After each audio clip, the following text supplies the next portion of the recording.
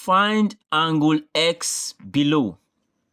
Now for us to find the value of angle X, what we simply need to do first is to see how we can make a little trace to the diagram so that it will be easier for us or for me to prove to you the short method that I'm going to apply now.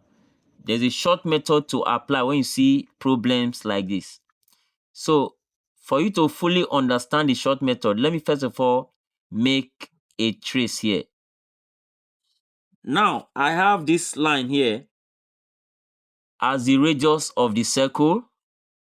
Don't forget, a line from the center to the circumference is the radius of the circle. I also have this line from center to circumference as the radius of the circle, so that this side is equal to this side, just as this side is equal to this side. So in a circle, when you have equal lines like this making a particular angle, then you should also know that any part in that circle where you also have two equal lines, definitely they will make the same equal angle because the pairs of lines are equal. The adjacent pairs of lines are equal. We have adjacent pairs of lines equal. So these two lines now are making this 62 degree. Then because these two lines are also the same two lines that we have here, they will also make 62 degree here, equal angle. Then now, there's the short method to just directly find the value of X. I'm going to give you the short method and then I'll explain the logic or the rule behind the short method. Please don't forget that short method is very important, especially when you are dealing with objective question or multiple choice question. So the short method to just apply directly here is to say that angle X is equal to the sum of these two angles. So anytime you see a diagram like this, if you see a diagram like this, where you have two opposite angles like this, just know that to get this angle at the circumference, what you just need to do is to add up the two opposite angles. So X is 62 plus 62. I'm going to prove it to you so that you see it. So X will be equal to 124 degree. Now you might be wondering, why this short method? How? So let me show you now.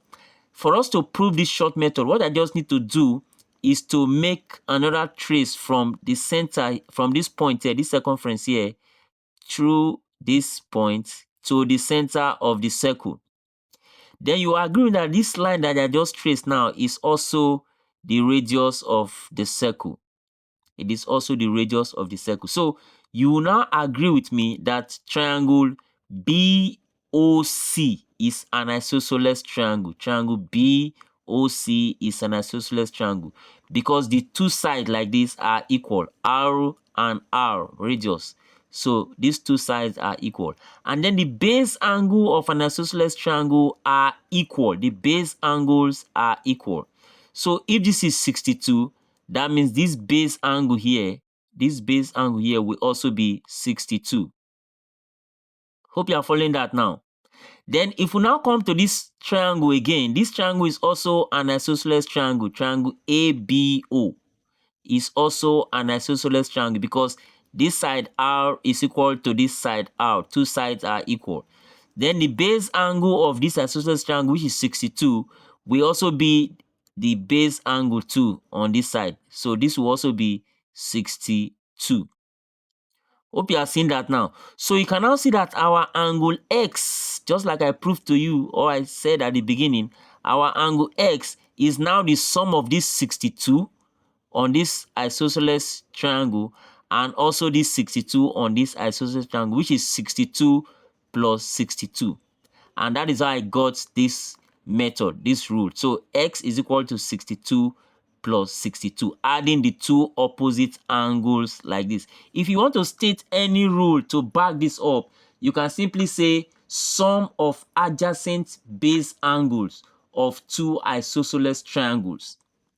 In case you want to write any rule to back this up, you can simply say sum of adjacent base angles of two isosceles triangles. You can see that these are the two isosceles triangles.